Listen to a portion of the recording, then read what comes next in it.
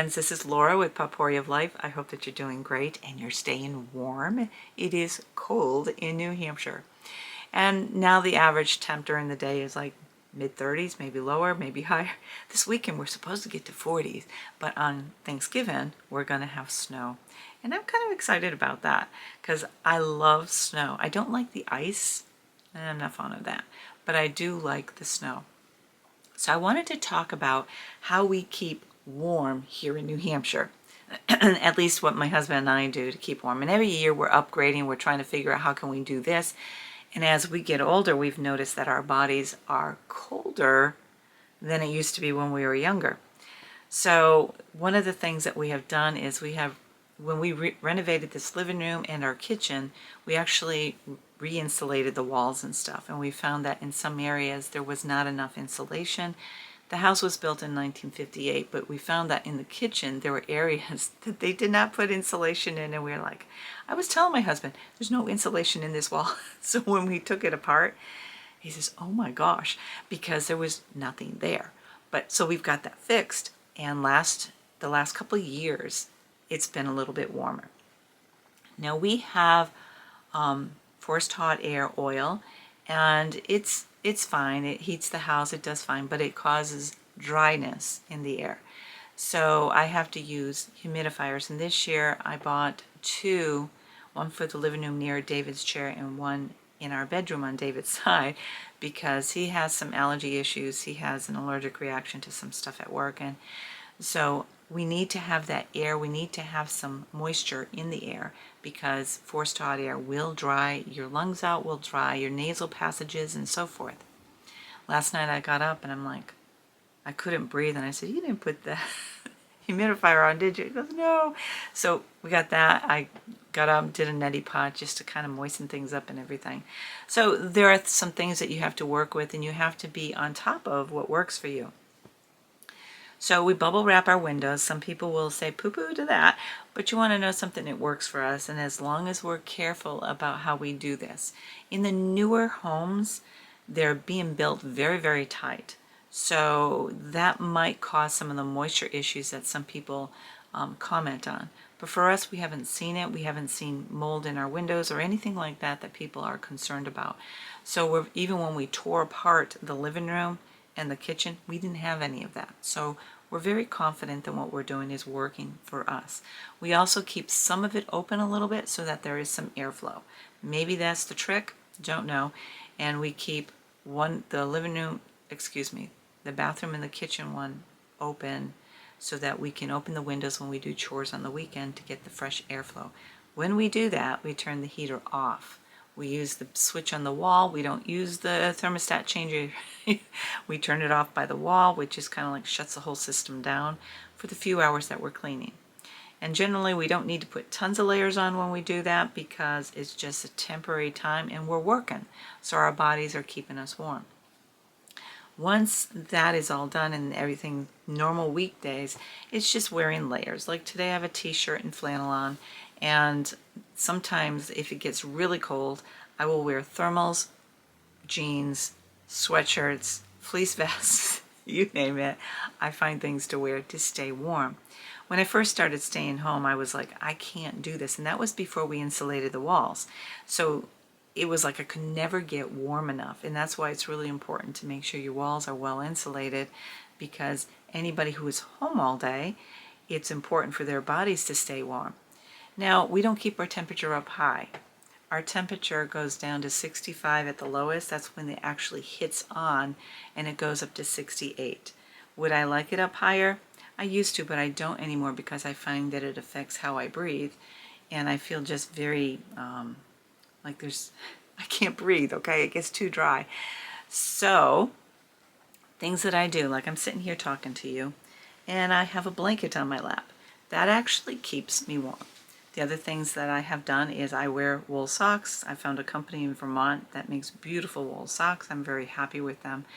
And they're expensive, but what I did was I bought two to start with. I liked how they were, and then the next year I bought a few more. And so every year I buy a few, and I think I'm pretty much caught up on it. I don't know. I have to check my inventory. But the nice thing is they're guaranteed.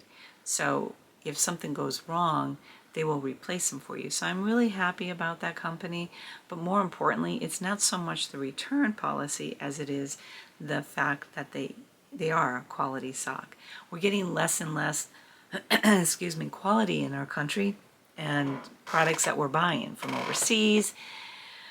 And even in our country, we're getting to where people are not being attentive to the quality of service, the quality of product and all that. And I hope that that's beginning. People are starting to see that quality is important. It's better to have something that lasts a long time than it is to have to throw it away the next year. And I've always been one who appreciates quality. My husband as well. And maybe it's because of our creative venues and stuff that we enjoy working with. He enjoys working with wood and leather. I like fabric. I like yarns and stuff like that. So it's all about how we feel about stuff. And we have found that the older furniture, like antiques and stuff, are better built than today. But the Amish also make quality product as well. So you pay a little bit more, but you never replace them. And that's what's really cool about that.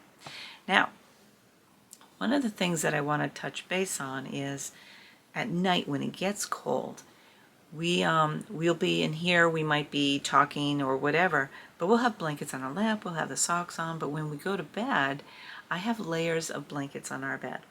Now, some of you might say that's way too much, but it's not. We finally got this all figured out. The one fabric I will not put on my bed is fleece. The reason I don't do fleece on my bed is because it actually retains the moisture. Yes, it wicks it away, but it stays there. And since I put other layers on, we end up waking up sweaty. So I've gotten rid of all my fleece blankets because, first of all, I never liked fleece. My husband liked it, and I said we have to get rid of it because it's not good for us. And so he was fine with it. We donated them. But now what we have, I've set up, I always have flannel sheets in the winter. I ended up getting a thicker mattress pad, and that came in a couple weeks ago, and when I put it on, I noticed that there was heat in our bed. Natural heat. We laid down, and I left the old one there. So I think between the two, it's managed to keep our bodies warm. But what we've also done is, what I do is I put the flat flannel on, and I realize younger people nowadays don't use the top sheet. I don't know why. Please explain. I just find that that's my barrier. And plus, if I'm in the summertime, I just like to have something. And the cotton sheet is usually a lightweight thing. But for in the winter, we have the flannel. Then we have a wool blanket next. And then I have Afghans. I make really nice Afghans, and the ones that are on the bed are queen size. So this one is, we both like teal, so this is kind of nice. We have blankets on all our furniture in the living room too, so if we're sitting in one, we get cold, we just grab it and warm up. So I made some to fit a queen size bed. So I have the flannel sheet, I have the wool blanket, and I have an Afghan, and it's heavy. And then I have the main bedspread, which is completely all cotton. It's a quilted coverlet that it's all cotton. And then last night, because we were starting to get colder, I put on another Afghan, which I've been doing, and then I actually found another wool blanket, and I put that on. It's like a horse blanket, and it is made the difference. The only complaint my husband had last night was that it was too heavy on his feet. I said, oh, that's easy enough to fix. We just untuck that side of the bed, because we retuck in the morning anyway. Just untuck that part so his feet don't feel like it's being pressured. And then for the most part, I asked him, I said, how about overall, did you sleep without sweating too much? He goes, no, it was actually quite comfortable. So that is our game plan for the winter, and I feel good about it because it's like, finally. My husband comes home, or he comes in from out working outside, wherever he comes in, he's freezing all the time. Now, I'm used to the house, and it goes down to 65, and I can tell it's getting 65, so that's when I'll put a sweater vest on, or I'll put actually it's a fleece vest, or I'll put a sweatshirt on, and I will be warmer. But when he comes in from working outside or from work and stuff, and it's been cold outside or whatever, he comes in and he's shaking. It's like, you're vibrating the house, honey. But what I did was I got him an early Christmas gift. And I think it's our age. We just feel the temperatures very differently. So I bought him a flannel shirt with, or it's a jacket actually, with Sherpa inside. And he didn't want it early. I said, just please put it on. He put it on. He goes, whoa, what a difference. So now he has his favorite shirt that he'll probably never get rid of for the rest of his life. He has a tendency to keep things that he enjoys. But I enjoyed being able to get that for him, because even though he still had a layer or two that he was wearing, that just was like a comfort thing. It wasn't a heavy jacket or anything. It was just a nice heavy shirt with that softness of the Sherpa and then the flannel, and that helped him to warm up. And now he comes home, puts that on, or comes in from working outside, he puts that on, and he's just immediately comforted and warmed up. So those are some of the things that we have done to keep our house warm. Now, I realize that some people might think, how can you stand the house going down to 65? When you heat your house with any type of fuel or whatnot, unless it's a wood stove can cause your house to be hotter than you need. We had a wood stove when we lived up in Maine, and then we lived in a duplex here in New Hampshire for a short while. We bought a wood stove. We still have the wood stove, we just can't hook it up into this house. But eventually we hope to use it, because we're hoping to move to another place that we can use it. But wood stoves are great because, first of all, it saves on your fuel bill. It saves on, even though you're buying the wood, but it also saves on your electric bill when you're drying your clothing and your blankets and everything. Because when we were in Maine, I used to put his jeans up within an hour his jeans were dry. We didn't use the dryer at all. And so that's something in the future that we're looking forward to trying to have. But for right now, we have gotten it so that the house is warm. In addition to the bubble wrap on the windows, I have 2 to 3 layers of curtains. Usually it's just 2, but in some cases I might put extra layers on, most especially if we're going to have a really, really cold night. So I've just put another curtain layer on the windows to help prevent the wind from coming in. The bubble wrap does most of the work, so I don't really have to worry about it. But because we don't have it in the bathroom, I will put a towel over the curtains in there to help, so that, you know, you go in there at 2 o'clock in the morning and you just don't want to sit down on an ice cold throne at all. At least I don't. The other night it was really, really cold, and I did that, and I closed the shower curtain and everything, and it was comfortable, because I don't know if the heater had previously been on, but the seat was chilly, but it wasn't so that you bounce right back off. So those are some of the things that we're doing to keep our costs down for heating. Now, a long time ago, when they said, when we got the insulation around the outside, the fuel company asked what we were doing, and I told them nothing, we just recited the house. That cut our fuel bill down in half. And now with what we're doing, we're trying still to keep our fuel bill down because it keeps going up. We have 2 fill-ups of oil a year. And actually, I fill in the spring and I fill again in the fall. And if the tank seems to be getting low, I'll call them.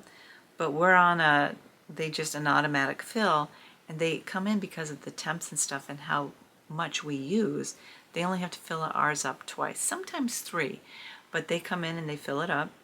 And our average bill over the last couple of years has been about $1,200. And that's the fuel part. Our electric is very different. Electric can go up a little bit, but I think everybody's electric bill has gone nuts. We don't understand why it can be so expensive, but they've raised our rates, they've done everything, and it's just, there's nothing you can do, because you either get electricity or you don't. And we're not off-grid enough to be able to go without electricity. So, I mean, we're in town, in the suburbs, so you have electricity wired into your house, and our fuel is not. They're trying to get us to have, we get people asking us to just do the automatic propane, and we won't do that. We have a propane tank for our stove, which is great because if we need to cook, I can just light it with a match. It has an electric start, but if the electricity is out, I can actually still cook on the stovetop. Not in the oven, but on the stovetop, I can still cook. So we've done the best that we can with what we have. We try to keep the house warm, but that's what we're doing. We're using blankets. If at night we're watching a movie or we're working on a project, hand projects or reading, that's what we do. We add blankets to our lap and we just deal with the temps as they come and go. Oh, another thing that I do, and I think a lot of people might do this, is when I bake, I'll try to bake everything all at once, which means the rest of the rooms will not get warmed up. But the kitchen is in the room that has water pipes as well as the bathroom. So the way our house is, the heat does flow into the bathroom as long as I shut the door to the 2 bedrooms. And I could put, I guess, a cloth up in the living room, which I used to when I used to do fittings here in the house. I've taken that down because I like the open flow. But if it got cold where things were bad, I would probably put that up and maybe use a space heater if we have to. But for the most part, we try not to. And so that stove, I'll go and I'll bake cookies, I'll bake bread, I'll bake pies, I'll do whatever. I won't make a lot, but I'll just enough so that it heats up, and then after I'm done, I will leave the door open and that heat will come out. It doesn't last for very long, but it's a source of heat that's already on that I will use. So that's what we're doing. Like I said, our fuel bill in the last few years has ranged around $1,200. And because we cut back last year, that stayed still around $1,100 to $1,200. So I'm happy with what we've done. Do I like being in the cold? Absolutely not. I would like to have my temperature be at the lowest going down to 60 to 68, but that's where my highest is now. And I'm doing all right.